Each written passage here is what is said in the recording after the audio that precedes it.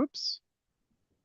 Sorry, I was like, I'm going to seamlessly say welcome. And then instead, my dual screen situation got me all confused. Anyway, hi, welcome in, everybody. My name is Chris, and I'm your adult programs coordinator here at the Schaumburg Library. And I am thrilled to be continuing our Night with a Museum series with y'all.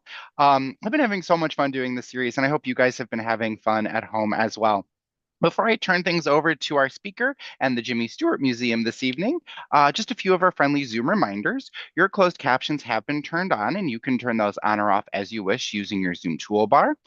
If you're having any technical difficulties during the program, please reach out to me using the Q&A, and I can go back and forth with you pretty seamlessly that way and help any problem you might have. If you have any questions for tonight's presenter, you can also use the Q&A for that. We'll take all questions at the end of the program, but don't hesitate to throw them in the Q&A as we go. That way, you don't forget them later and go, oh, what was I going to ask the speaker?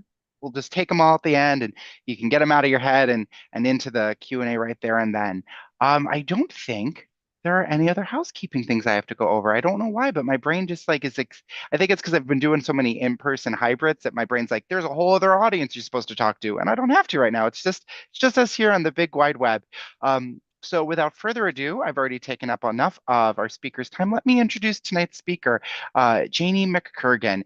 Janie is the executive director of the Jimmy Stewart Museum in Indiana, Pennsylvania. And that really threw me for the longest time reading that because I was like, wait, my brain couldn't conceptualize a state's name being a city.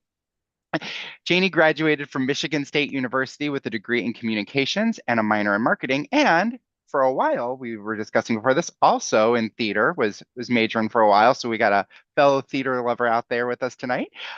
She worked in advertising in Detroit until she moved to Pennsylvania in 1994.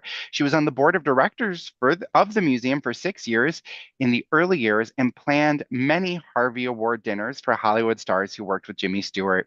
She became the executive director in August of 2019 and has completely updated the museum during 2020 during the pandemic closures. The museum has just celebrated its 30th anniversary this past weekend, and with many events, and including celebrating with some of Jimmy Stewart's family. Everybody, give a warm virtual welcome to Executive Director Janie McKirgan. Welcome. Thank you so much for having me. I appreciate it, Chris. Um, I'm here in the museum right now. Got Jimmy right behind me. And I am thrilled to be here. Jimmy Stewart was approached about having a museum in his name. And some people from our town went to visit him in California. And he actually answered, who's going to want to come see a museum about me? Jimmy Stewart was as humble as you think he was. His persona was his real personality. And he decided, I will prove this on two conditions. One, that it be humble in size because he's not a big, grandiose kind of guy, even though we have a lot more than people think. And two, that it be located in the heart of his hometown because he loved Indiana so much and he wanted Indiana to economically benefit from having this museum. So we call it the gift that keeps giving because we attract between 6,000 and 7,000 people every year. From last year, we had almost all of 50 states except for New Mexico, and we had like 15 different countries. So I'm always surprised by the people we attract, but I'm thrilled that it's still going on after 30 years. So I'm going to tell you a lot about Jimmy Stewart. Things you may know, a lot of things you may not know. And then I'll tell you a little bit about the museum itself, and then I'll open it up for questions. So that said, we start with, we're in the Indiana Gallery right now, and Jimmy Stewart was born and raised here. His grandparents were here. A lot of relatives were here from way back to his third great grandfather who fought in the Revolutionary War. But he lived on a really modest home up the stairs from the center of town. And he was there with his parents, Bess and Alex. And he had two younger sisters, Mary and Virginia. His dad owned a hardware store. In fact, this is a picture of Jimmy sitting in the hardware store when he came back from World War II. It was a big 3-story building that sold everything you needed to build a house, plant a garden, go hunting, you name it, it was there. And it was also the social center of the town. Alex worked it his whole life. His grandfather opened it, and then Jimmy's dad, took it over. And then Jimmy worked there. Alex, after Jimmy went to Hollywood, actually kept that hardware store going in case that acting thing didn't work out with Jimmy. But anyways, obviously it did. So we had the hardware store in town. That was a great place. Jimmy also worked in the local Nickelodeon, showing films. And he was also, when he was a little boy, the mascot of the fire department because his father, Alex, was a volunteer firefighter. So he was kind of all over town, and the family was very well known. Alex himself at the hardware store did a lot of bartering.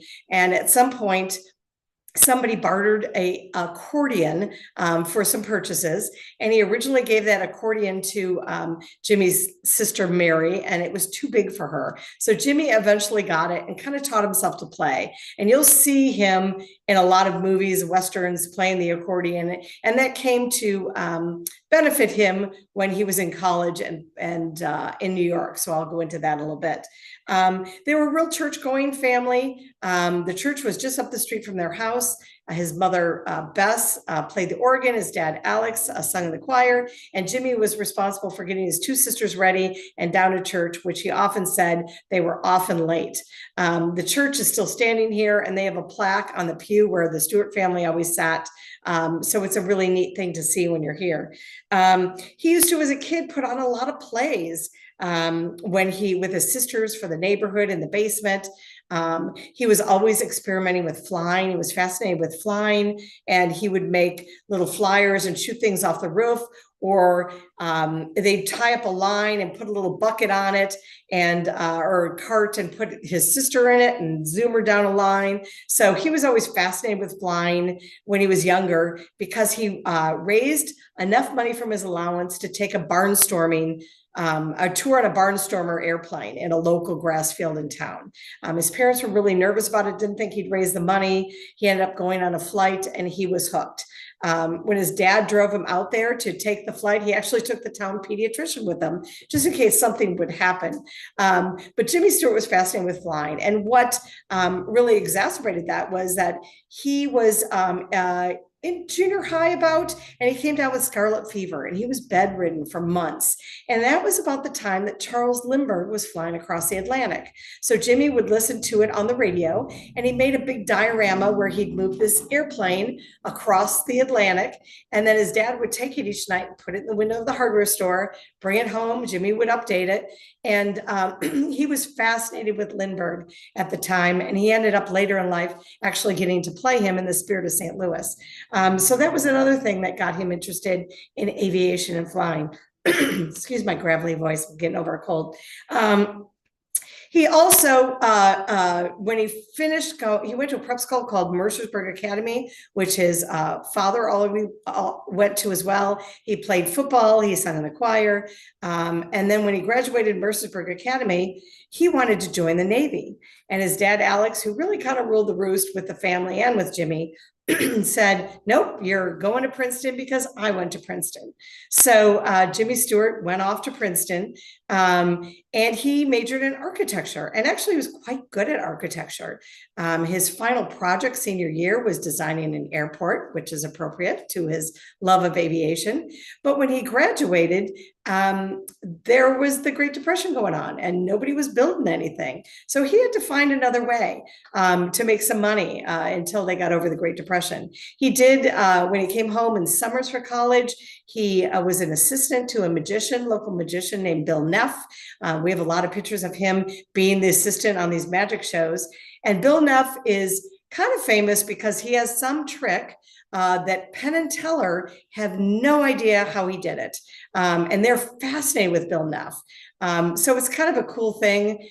We'd love to do an exhibit on Bill Neff one of these days and invite Penn and Teller to come in. But Bill Neff is actually buried here. So anyways, after Princeton was happening, and during Princeton, Jimmy Stewart was also doing some acting. He was a cheerleader, believe it or not. And he did acting with the Triangle Players. And after he graduated, the Triangle Players were all going to go up to New York and dabble in the theater. And Jimmy Stewart said, well, why not try that? Because there's no jobs to be had in architecture. So he went up to New York, and at first he got little roles playing the accordion in between scenes of shows or moving set pieces. Eventually he got small bit parts, and his role got larger. So he started really his solid acting career in New York. And that is where he roomed with Burgess Meredith and Henry Fonda, his good friend. They were all starving actors at the time. They would go to restaurants that had all you can eat shrimp to try and load up as much food as you can for a cheap price. And they had a great time. He and Henry Fonda were really big into model airplanes, and that's what they do a lot of times in their small little apartment, was build model airplanes together. I love their friendship so much because that lasted a lifetime. Jimmy Stewart was a far right religious Republican, and Henry Fonda was a far left agnostic Democrat, and yet they were best friends.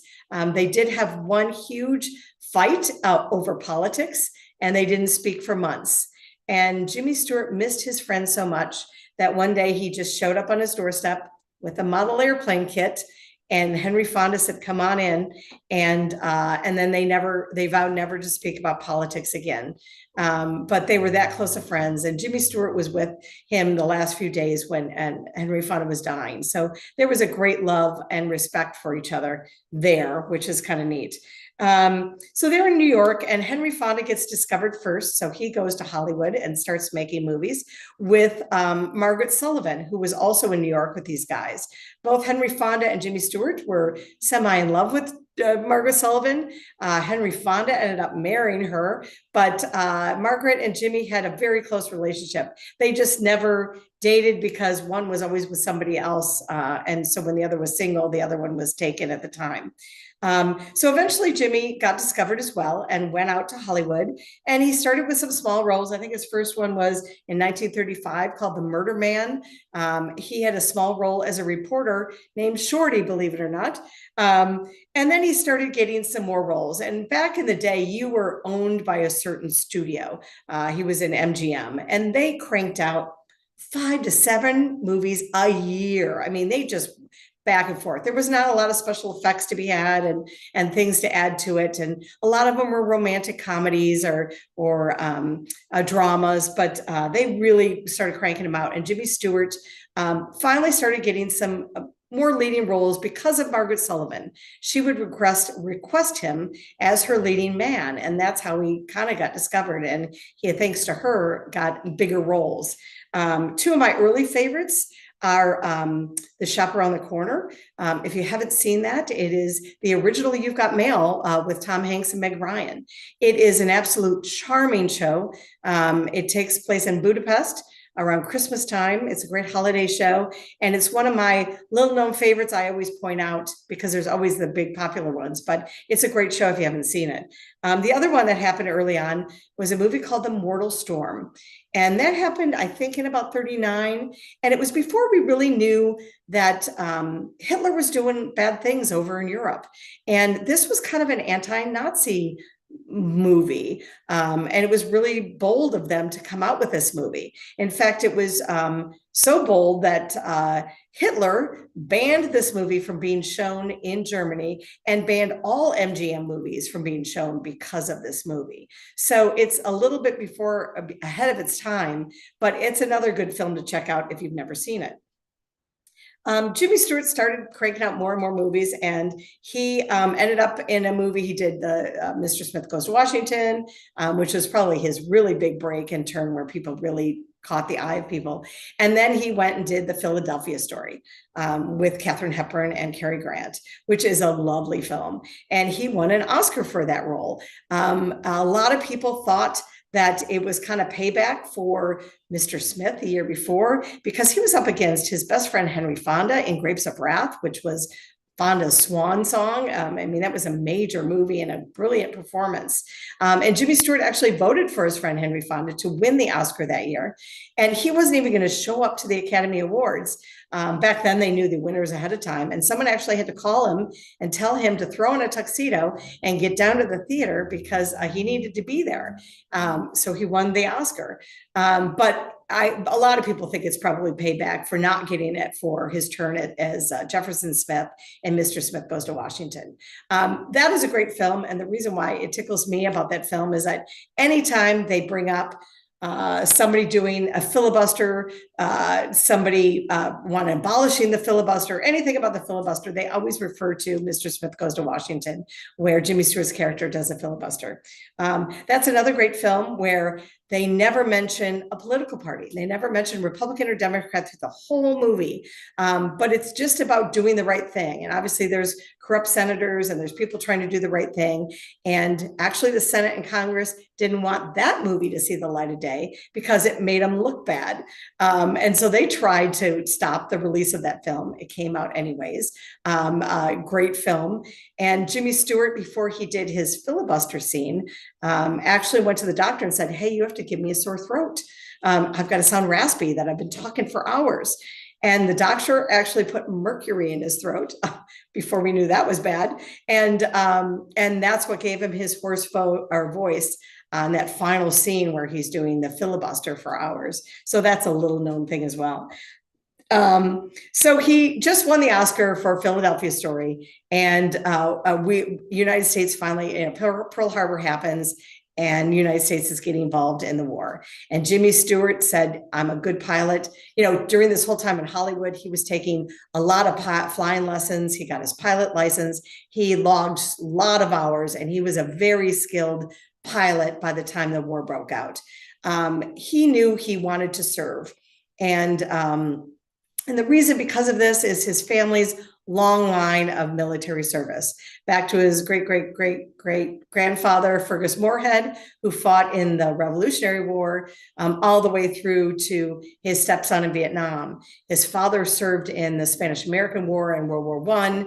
And so Jimmy Stewart felt it was not only his duty, but it was something he wanted to do. He knew he was a good pilot, and he knew he could help his country. He wanted to serve his country. And so Jimmy Stewart got drafted, and he went and took a physical, and he failed the physical because he was too darn thin, tall and lanky and too darn thin. So he could have gotten a get out of jail free card. He wouldn't have had to serve. He was about a year away from being too old to serve, and they just told him, you failed the physical. But he wanted to serve. His daughter said he had to fight. And so he went and ate a bunch of food, talked to a doctor about writing him a note just saying, this is just the way he's built. He's lean and lanky. And so he went back and he enlisted, and they accepted him. And he ended up going into the Army Air Corps, which is now called the U.S. Air Force. Excuse me, I'm taking some water. And he was stateside for a couple of years. He was training pilots. He was doing promotional films and recruitment films. He did one called Winning Your Wings, which won an Academy Award for a documentary, and it ended up recruiting more people to enlist in the Army than anything they had done previously. And so he was training soldiers or pilots on the B-17. And he kept fighting to go over to see action. He wanted to see action. He kept saying, I'm a good pilot, which he was. I want to do my share. And they kept saying, no, because here's this actor who had just won an Oscar for Philadelphia Story, one of the most famous men in the United States. And for either Japan or Germany to shoot him down would have been a big kudos for them and a huge morale buster for our troops. So that's the reason why they kept him stateside. But eventually, 2 years later, about 1943, they acquiesced because Jimmy Stewart kept at it. And frankly, they needed him. They needed skilled pilots over in the war. So they shipped him over to England, where he was stationed. He flew as a bomber pilot and a lead plane. He flew over 20 dangerous combat missions over Germany. He was really well respected among the men. He had a famous quote that said, we all look the same with our helmets on. He wanted to be one of the guys. He didn't want to be treated like a Hollywood star. He didn't let the paparazzi come in and take pictures or follow him around, which they would have loved to have done and shown the United States. He put the kibosh on all that. We have very few handfuls of pictures of him in the service because of that. But he also volunteered for some of the tougher more dangerous combat missions. When the guys saw Stewart come out to debrief on the bombing mission, they knew that that it was going to be a tough one. Obviously, like anyone serving in the war, he saw a lot of loss. His daughter just told me there was a log that he just kept how many planes went off and how many planes came back, and it just gutted him inside every time he lost some people in his squadron. At one point, he was flying and a bomb hit the bottom of the plane, and there was a hole between his feet that he could see the ground. And he was flying back, praying that they still had landing gear, that they could get land. And they came into the landing strip, skidded, but thank goodness there was absolutely no fuel, hardly any fuel left. And they all got out, which was amazing. They felt like Jimmy Stewart was their lucky charm. He rose through the ranks quickly in the Army Air Corps. He was very highly decorated. He was awarded the 2 Distinguished Flying Crosses, 2 Air Medals, the Croix de Guerre, among many other medals. He was a really skilled pilot and serviceman. He left the service as a colonel. He rose through the ranks to colonel at the end of World War II. And then when he came home, he decided to join the reserves because he couldn't imagine his life without serving in the military somewhat. So every year for 2 weeks, he would serve in the reserves, which is very respectful of him. And at the end, when he retired as a brigadier general, which is incredible. He was the highest ranking Hollywood star to ever reach that mark. So that was great. So he came back from the service. At the end, they called him a little flak happy. What he probably had was PTSD. They also called it shell shock or war worn back then, but they never treated it or did anything. They just came back with a lot of wounds. A lot of World War II vets really don't talk about their experiences. His daughter remembers him having a lot of nightmares. So it really weighed heavy on him. So he came home to Indiana for a while, and he was wondering whether he was a retired pilot or an out of work actor because his studio contract had expired while he was over in England. And so he was kind of just saying, do I still have it in me? Should I do this? He kind of felt like after serving his country that acting was really frivolous. And should I even do that? But Lionel Barrymore talked to him and said, Jimmy, you can uplift people and change their mood and give them an escape from their troubles. And making movies is an important job and skill. And so he thought, well, maybe I'll go back at it. So he called his good friend, Henry Fonda, who was also served in the war and was back, and he was already making movies. And Jimmy Stewart had no place to live. And he asked Henry Fonda, hey, can you put me up? So they put him up in the playhouse in the backyard. So it was Jane and Peter Fonda's playhouse. And that's where Jimmy Stewart stayed for about a year. And he tried to get roles. Nothing was coming through. He started doing a lot of radio where they recreate movies on the radio. That was really big then. And he did that for a while. And he was thinking, maybe this isn't supposed to be meant to be, until his friend Frank Capra called up. So Frank Capra, before the war, had already directed him in You Can't Take It With You and Mr. Smith Goes to Washington. And he said, I have this script. It's about this angel that jumps in the river and pretends to drown to save this guy's life. And Jimmy Stewart's like, really, an angel? Why is he drowning? Why is he doing that? Thought it was kind of ludicrous. Frank Capra came across a story because he got it in a Christmas card. There was a man that wrote the story. It was called a short story called The Greatest Gift, and he couldn't get it published. So he sent it out at Christmas in Christmas cards instead. And that's where Frank Capra received it. So he kept saying, Jimmy, I need you for this film. I can't imagine anybody else playing the part of George Bailey. And eventually Jimmy Stewart acquiesced and called him and said, Frank, if you need somebody to be saved by an angel who pretends to drown, I'm your man. So he went to film It's a Wonderful Life. It was tough. It was hot. And it's supposed to be snowing. It was like 100 degrees in some of the scenes. But he was starting to get back into it, which was a good thing. I think he got a lot of war trauma out in that movie. If you remember the scene where he's on the bridge and he's praying and he's crying and he's just saying, Lord, help me, I want to live. A lot of that is his war trauma coming out. He was crying, and it wasn't even in the script to cry. Frank Capra, after that take, said, "That's great. I need another one so I can have a close up." And Jimmy Stewart said, "I don't have another one in me." And so Frank Capra had to take that scene and in the film studio zoom up on it to get a close up. And that's probably the only really grainy, semi-grainy scene in the movie because Frank Capra couldn't get a close up of that. But they both felt it was a really cathartic movie for them, realizing that life was worth living. No man is a failure who has friends. You actually touch so many lives. I think it was a perfect movie for Jimmy Stewart to do post-war. But the movie did terribly.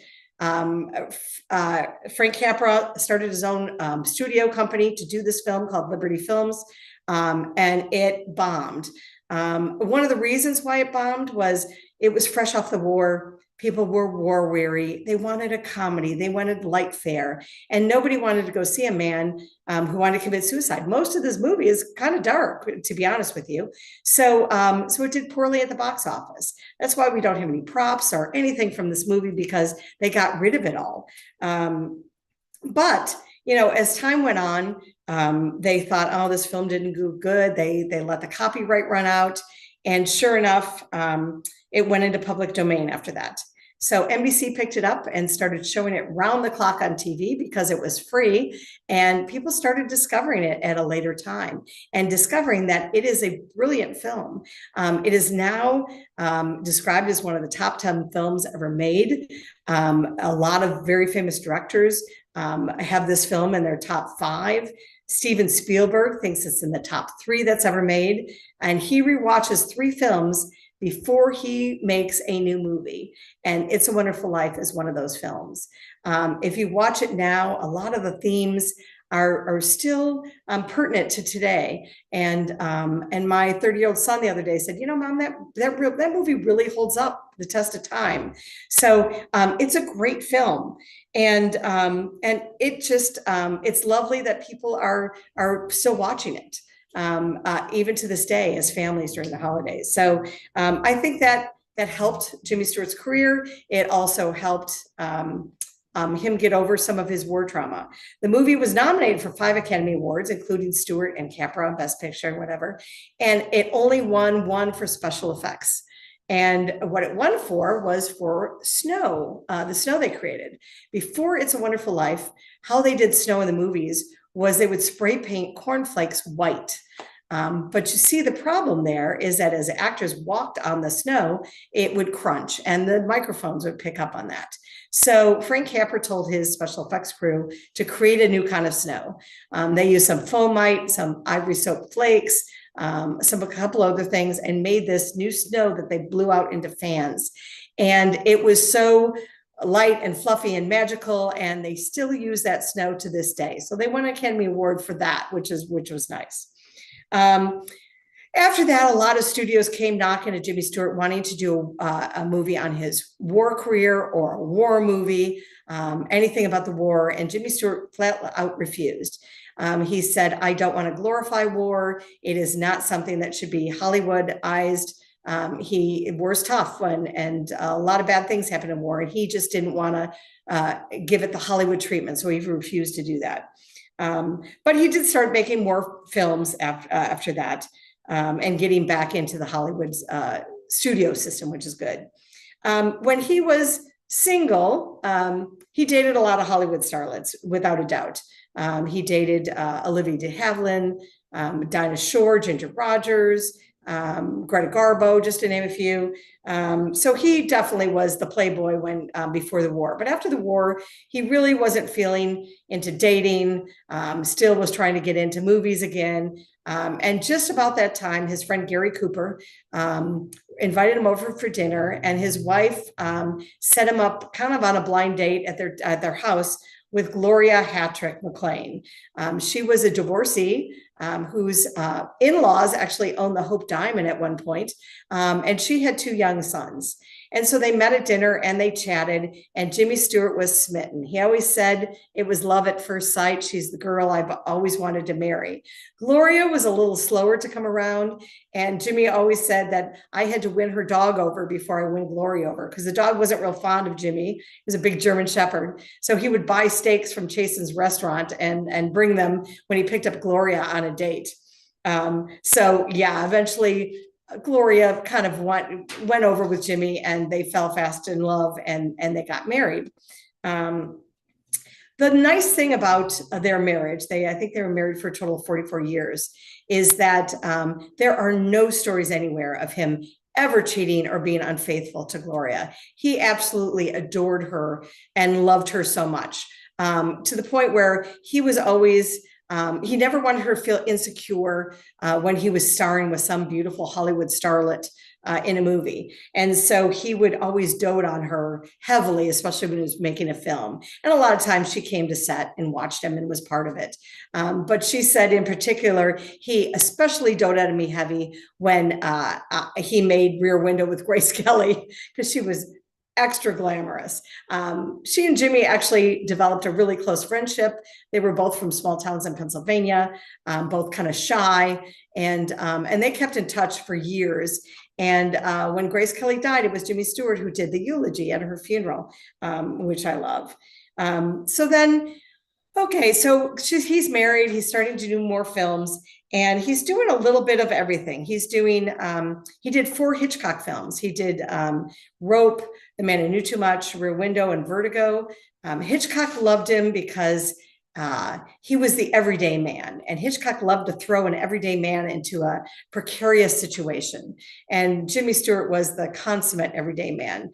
But Jimmy Stewart loved Hitchcock as a director, because Hitchcock didn't nitpick his actors. He let them go with the flow and do what they wanted, with direction here and there, but he was never micromanaging, and he loved working with Hitchcock. He also got into a lot of Westerns, that got more grittier side of Jimmy Stewart, that came out from his post-war experiences. So we did a lot of Westerns that they call kind of almost film noir Westerns, darker. He was never totally the bad guy, but he was walking the line on that. A neat thing about a couple of Westerns is that in Winchester 73, they asked him to star in it. And he said, he and his agent said, we'd like $200,000 to get paid for that. And they said, I'm sorry, we can't afford that at the time. And so Jimmy Stewart went back and talked to his agent, Lou Wasserman, and they came back and said, hey, how about we take a cut of the proceeds? At that point, no one had ever asked for a cut of the proceeds from a movie as a form of payment. Jimmy Stewart was the first one.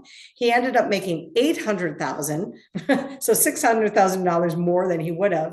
And after that, actors lined up in Hollywood to get the cut of the proceeds deal for movies from then on, and that's still going on today. He also made a Western called Broken Arrow. And the reason why that's important is that before that Broken Arrow, most Westerns portrayed Native Americans as savages and scalpers, and they were just terrible people. And this was the first movie that treated the Native American plight as sympathetic, that it showed their humanity, and really showed another side to the Native American experience and what they were going through, getting pushed off their land. And so it was a very groundbreaking film at the time. In fact, the Native Americans named Jimmy Stewart as an honorary Native American because of that film. So it broke a lot of stereotypes, and it opened the door to movies like Little Big Man and Dances with Wolves and any of the Westerns that followed. So that was a pretty important film in itself. He and his Westerns, he had a favorite hat that he wore in 7 Westerns. He loved this hat. We have it here. It's got a lot of sweat stains around the band. This white hat, dirty, but this was his favorite hat. And director John Ford said, oh, great, now I have an actor who wants hat approval, because Jimmy Stewart always put in his contract that he wanted to wear that hat. And he also had a favorite horse. The horse was named Pie. It was a little smaller in stature of a horse. It was a quarter horse and part Arabian, but he loved this horse. And the horse just had that sense where he'd hop on the horse and the horse would walk down the street and know the cue, know to stop. Jimmy Stewart and Pie really had a great relationship as far as movies go. He loved the horse so much he wanted to buy it, but sadly the owners never sold it to Jimmy. And when Pie died, Jimmy Stewart paid for this beautiful plot of land somewhere in the wilderness out west. So Pie had a lovely private place to lie. When Pie was sick and getting sick, actually Henry Fonda, his good buddy, painted this beautiful portrait of Pie. Henry Fonda was quite the talented painter, and gave it to Jimmy Stewart. And we have a copy of it. We don't have the original painting. It lies with his stepson's family, but it's a beautiful print. And Jimmy Stewart was very touched by that, and it hung at his house the whole time. Let's see. Another thing, I'm just going back to the hardware store because I skipped over that. But when Jimmy Stewart won his first Oscar in Philadelphia Story, his dad called him up in Hollywood and said, "Hey, I heard you won some plaque or something." And he said, "Yeah, I won an Academy Award." He goes, "Well, why don't you send it home to the hardware store and I'll put it in the window. It'll attract customers." So Jimmy Stewart put it in a shoebox and sent it home. And it was under one of those glass cheese domes, and it sat in the hardware store window until his father passed away, and Jimmy Stewart didn't get back until then. So yeah, it was kind of a quirky thing. We have a picture of it sitting in the hardware store, and a lot of local people remember seeing that there. Another favorite, this is my personal favorite movie, even though I love It's a Wonderful Life, and that's everybody's favorite. So when I ask their favorite Jimmy Stewart movie, I say, okay, take It's a Wonderful Life off the table because that's everybody's favorite. What's your other favorite? And mine is Harvey. I think Jimmy Stewart is brilliant in it. I think it's his best acting. If you haven't seen it, I highly recommend. It's about a quirky gentleman who's very kind, who likes to have a few drinks at the local pub and has an invisible rabbit named Harvey.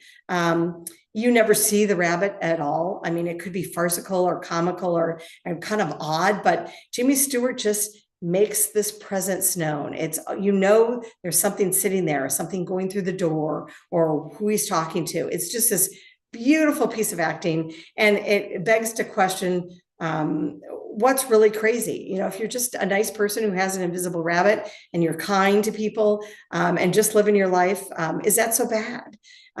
He loved this role so much that not only did he do it in film, but he did it on Broadway a couple of times, and he also did it on TV with Helen Hayes. So he really loved that movie a lot, and secretly I think it was probably his favorite, or tied with It's a Wonderful Life. Near the end of his career, movies were getting pretty violent. There was swearing, there was sex, and Jimmy Stewart really didn't want to be part of all that. So he went back to comedies. He did Take Her, She's Mine, and a few other ones. He did some action adventures like Flight of the Phoenix and one of the disaster films, Airport 77, because everybody was doing disaster films at the time. But he really didn't do a lot. He was very picky about the time. Around that time, he also dabbled in TV. He was in some TV shows. He had the Jimmy Stewart Show, and he had a TV show called Hawkins that rotated on Sunday nights with like McMillan and Wife and a couple other shows. So we did some TV as well, but he kind of slowed his movie career down. The very last film he did was in 1991, and it was a cartoon. It was Five Old Heads West, an American Tale, and it was directed by Steven Spielberg. So it was the first time they've worked together, which was a thrill for Spielberg. And he voiced the role of Sheriff Wiley Burp, which is a sheriff dog in the movie. And that's a lovely movie as well. In his lifetime, he was nominated for 5 Academy Awards. He won 2, one for Philadelphia Story, like I said, and the other was a Lifetime Achievement Award. But if you look at who he was up against at the time, you can understand why he didn't, like Laurence Olivier and Clark Gable and Jack Lemmon and Charlie Chaplin and Henry Fonda. I mean, there was just so many brilliant Peter O'Toole, brilliant people against him, that it was the best of the best in Hollywood at the time. He also won a Lifetime Achievement Award, a Golden Globe, the Cecil B. DeMille Award. He won a Lifetime Achievement Award for the American Film Institute. We have many of his Hollywood awards. He's got so many, we can't house them all in the museum. We rotate them out from our archives above. But yeah, he was a very highly decorated, rewarded actor at the time. An interesting award that he got was he was nominated for a Grammy. He didn't win, but he was nominated for a Grammy Award for Best Spoken Word for his book of poems. Many of you probably have heard it, but maybe not. But if you haven't, go on to YouTube and look up the Johnny Carson Show and a poem called A Dog Named Bo. Jimmy Stewart reads this poem about his favorite dog, Bo, and it's funny and charming and heartbreaking, and he makes Johnny Carson cry for the first time ever. So it is lovely. I cry every time I hear it because I'm a dog lover, as was Jimmy Stewart. So it's just charming. So we have his book of poems. It's out of print, so we sell good used copies, and we go through them like crazy. So it's still a real popular book that we have. Jimmy Stewart, Gloria passed away in 1994. I have to look at my notes for dates because I don't always have those in my memory. Gloria was a smoker. She died of lung cancer, and it was really sad. Jimmy Stewart was devastated. I forgot to mention their kids. So Jimmy Stewart adopted her two boys, and then they had two twin girls, Judy and Kelly. And so they had a family of four. Their stepson, Jimmy Stewart's stepson, Ron, sadly passed away in Vietnam. He was killed in action. His other son just died about 3 years ago from cancer, but his two daughters, Kelly and Judy, are still living in California. Kelly was just here last weekend, along with Jimmy Stewart's nephew and niece. But they had a great family, took a lot of trips. Jimmy Stewart would fly them on vacations. A lot of times, his personal Cessna airplane is out at our airport on a pedestal that rotates in the wind, and the propellers go and the wingtip and taillights go up. So they got to fly with their dad a lot. Kelly remembers a story when they were flying in a red eye on vacation, a big commercial airline. The pilot came back and everyone was sleeping. And he said, "Shh, Stewart, Mr. Stewart, you want to come up and help fly the plane?" So he went up in the cockpit, and Kelly woke up and said, "Mom, where's Dad?" And like, he's up there, which would never happen now. But he still loved to dabble in flying. But I'm going back to Gloria passing away. He loved Gloria so much and was devastated. And so he decided to not change the battery in his pacemaker. He just was ready to join her. So he lived another couple of years, but he didn't go out much. He became kind of a hermit. He stayed in his house with his dogs. His family came over to visit him a lot. And he passed away in 1997. And supposedly his last words were, "I'm going to be with Gloria now."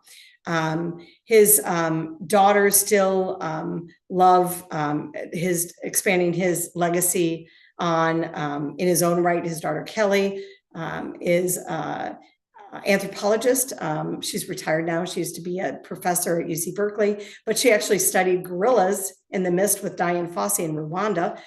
So she's got a very impressive background herself. But it's a lovely family. And just to say, when the daughters were going off to college, Jimmy Stewart called him into his office and said, "Girls, I've got some advice for you." And they're thinking, don't do anything I wouldn't do, study hard, stay out of trouble. And all he said to them was, "Always remember, be nice to people." And that was his only advice as his daughter went out to college. That was his trademark. He was nice to people, and he was a good man. I think this museum is still here after 30 years, when a lot of museums of people from his era have closed. Is based on three things. Obviously, one is It's a Wonderful Life. That film is a classic. Families watch it together every Christmas, so a younger generation is exposed to that and they know who he is. Two, it's because he was more than an actor. He was a military hero. His service in World War II was so impressive, highly decorated, and we get a lot of vets who come in just to see our military gallery and peruse through all that history. And three, I think because of the man himself. I think people can relate to him. And he was kind and humble and just a good person who did a lot for charities and never wanted his name attached. Donated money everywhere, but we never found out till after he passed away all that he did, because he didn't do it for the glory. He did it because it was the right thing to do. And I think we need more Jimmy Stewarts in the world right now, because he was just such a kind man. A little bit about the museum. It opened in 1995. Obviously, Jimmy was still living. He wrote a letter. He picked out about 80% of what we have. Obviously, he didn't have 80 movie posters, but he did donate costumes, military uniforms, pictures, props, scripts, you name it, we've got it. And so he greenlit this place, and we've got an Indiana gallery, which I'm sitting in, which covers his genealogy, his growing up here in Indiana, all the way through when he went to Princeton and his dad's hardware store. This picture is from the famous Life magazine spread when he came back from the war. So we have pictures from that. Then we have the military gallery. Again, it's got 4 uniforms, medals, stories, photos, a lot of history of aviation and World War II. We're trying to make it more educational for kids. The only thing that's not military in that gallery is the Chasen's booth. Chasen's restaurant in Beverly Hills was the place to be seen and make movie deals. And anybody who was anybody was at Chasen's in Beverly Hills. Jimmy Stewart went there often Thursday nights with his wife and all his actor buddies, and on Sundays with the family. There was only 5 people that had their own booth. So when you went there, you got to sit in your booth. And it was Jimmy Stewart, Ronald Reagan, Alfred Hitchcock, Groucho Marx, and Frank Sinatra. And so when finally this museum closed in the 90s, somebody called us and said, do you want Jimmy Stewart's booth? And we're like, well, yeah. And so a moving company came from Indiana, went all the way out to California and picked up his booth, the paneling, the light fixtures, everything surrounding this booth, the table. And we've got it here, which is pretty cool. The only other booth that's on display is Ronald Reagan's booth in the Presidential Library. Under the daughters, when they were here, remember putting chewing gum underneath the table, and we have crawled underneath there, and there is still wads of chewing gum underneath the table. And then we have his California office with all his business dealings, his desk, his file folders, awards that were non-military or Hollywood are in there, and some of his humanitarian awards, including the auto pen that he used when he got older to sign autographs when he had arthritis. We've got his boyhood bedroom with the bed he slept in as a child, a lot of the stuff from his children, or from his childhood, and a lot of stuff on Boy Scouts. He was a Boy Scout when he was young, and he promoted Boy Scouts his whole lifetime. We've got a hallway with family photos. We've got one about his radio career. And then we've got a hallway that's a rotating gallery. When I took over, I knew I needed to swap things up 3 or 4 times a year to get people back in the doors. So that exhibit changes. We've had an exhibit on Grace Kelly with her costumes, including that beautiful black and white one from Rear Window where her waist was about this big. We've had an exhibit on Jimmy Stewart's sister, Mary, who was an artist, a very famous artist at her time, and her nephews brought all her artwork. So we had that. We had one on Henry Fonda and Jimmy Stewart's friendship. And currently we have one on his P-51 Mustang. This was a plane he had that he won the Bendix Trophy in, which was a transcontinental race across the country. And it's a pretty famous airplane. And somebody found it and refurbished it and brought it to our town, to our airport this weekend. It's beautiful. It's bright blue and yellow. Jimmy Stewart wanted to do bright colors because he didn't want it to look like a warplane because he felt they were killing machines. So he wanted it bright and happy colors. So he owned it, then he sold it for $1 to a very famous pilot called Jackie Cochran. She was the first female to break the sound barrier, and she won 3 or 4 international speed races in this plane. And then she sold it back to Jimmy Stewart. And then it was also one of 2 planes that carried the footage of the coronation of Elizabeth II across the Atlantic. So we in the United States could see the coronation footage the same day it happened, because back then they didn't have the technology to broadcast it over the ocean. And then we have our big Hollywood gallery, which is a big circle around our theater that covers his 80 films, scripts, movies, costumes, props, stories, you name it. And in the center of that is the theater. We have a 50-seat vintage theater, but with the highest tech equipment you could get. A couple of years ago, when we redid the museum, we reached out for donations of laser digital projector, new screens, new surround sound speakers. So we have a great, great theater in town, and movies are included in your admission. So you can see a matinee. We do a different one every week. Except for Christmas, where of course we play It's a Wonderful Life for 6 weeks, and we show biographies in the morning. So we're lucky we've got a theater, and of course we have a gift shop because all museums have a gift shop. We have two big celebrations during the year. One is what we just had, his birthday celebration, but it was also our 30th anniversary, so we did it up big. Obviously, we had the airplane, we had family members here, we had meet and greets with them, we had Jimmy Stewart, a service dog that's being trained to help soldiers in PTSD and was named after Jimmy Stewart. So Kelly got to meet the dog that she approved the name of. We had a one-man show with an Emmy award-winning actor from California who played Jimmy Stewart and did this beautiful one-man show here, among a lot of other things that were going on this weekend. So that was fun, and I'm exhausted. And then our other big thing is the It's a Wonderful Life Festival, which is the weekend before Thanksgiving every year, and it is magical here. In the museum, we have lots, huge It's a Wonderful Life display, behind the scenes facts and what have you. We have a festival of trees. We have 12 decorated Christmas trees, and they're all decorated different themes on Jimmy Stewart movies and his life. We show, obviously, It's a Wonderful Life and other short films. We have a live radio performance of The Shop Around the Corner by the same actor that was just here. And then he goes around town playing George Bailey all weekend, which is great. And you can get your picture of Last Away in the Moon with him. And then we have an 80-unit nighttime parade. We have a 40-foot Christmas tree in the middle of town. Lots of specials, live music, trivia events going on. It's a great weekend, and it's a great weekend to get in the spirit of the holidays. So if you want any more information about the museum itself, our website is www.jimmy.org. And I know I talked fast, but I hope I covered a lot, and I am ready for questions. Janie, thank you so much. That was an absolutely wonderful presentation, and we already have a bunch of questions, so we'll just start rolling. Okay. I'm going to chime in a little bit with this first one. So this first one is, what are good biographies to read more about Jimmy Stewart? And we have a bunch of biographies of Jimmy Stewart. I want to say we have like 5 in the collection here at the library. So 2 of them are on a book display on the second floor called Programs to Page. The rest are with the rest of our biographies. I know the 2 on that display is his like normal, like his big biography, and then the other one is specifically about his service. So we got that material for you. But Janie, what do you recommend as an expert? The 2 I recommend are, one is called Pieces of Time, The Life of Jimmy Stewart by Gary Fishgall. We think it's the most accurate one out of the biographies. And we found a couple errors in some of the other biographies, and the family thinks it's the most accurate of the bunch. So that's a really good one. That's the one I recommend. And then also, if you want to cover his work career, you've got to read the book Mission.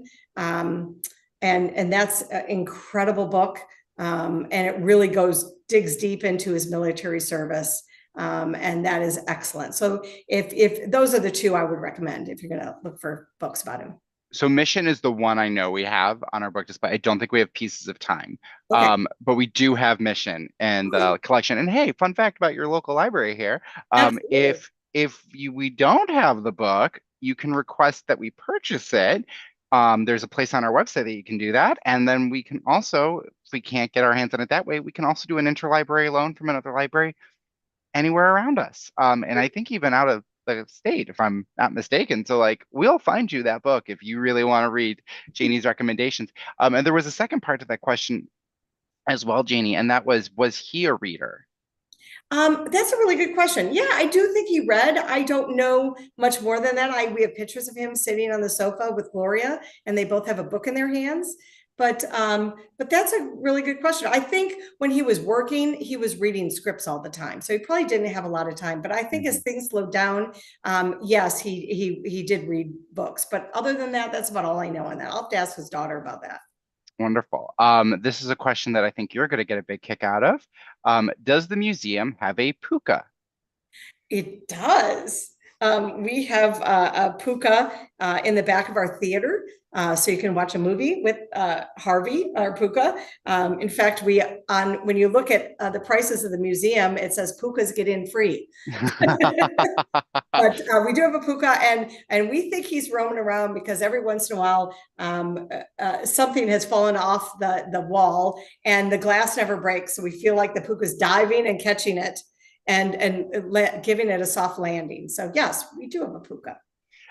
There is a quick comment from a patron just about the poem. I always love a dog named Bo, and the presentation is wonderful. So thank you for pointing it out. And so we do have a couple patrons out there who have also seen this presentation of this poem and can vouch for Janie. So definitely go and check that out.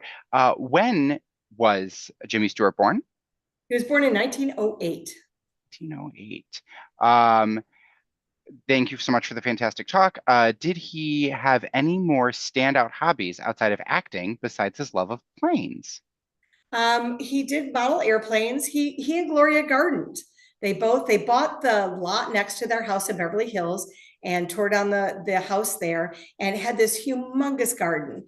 And they would always give the fruits of their labor to their famous neighbors like Lucille Ball and Jack Benny and Rosemary Clooney. And so that was a big hobby of his, as well as just dogs. They had dogs their whole life. They had multiple dogs. They loved walking the dogs. If you're going in that neighborhood, a lot of times you'll see he and Gloria walking the dogs and playing with the dogs. So, What year was Jim? Oh, well, you just, sorry. Wow, my brain turned off. You answered what year he was born in, but how old was he when he died? he died in 1997. So, what is that? You're gonna make me do math.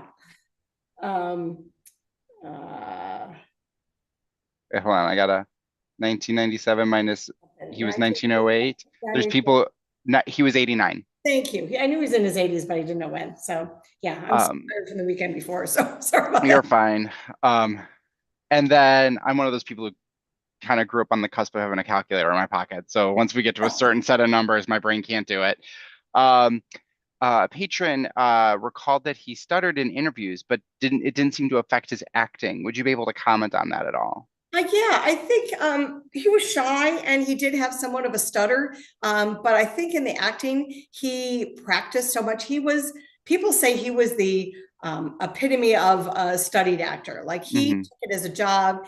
People say, oh, you make it look easy. He goes, it is far from easy. It takes a lot of work. And I think he knew those lines so well inside and out versus when you're thrown a question in an interview, you don't know what to expect and you have to, Hmm. oh, you got to think of an answer.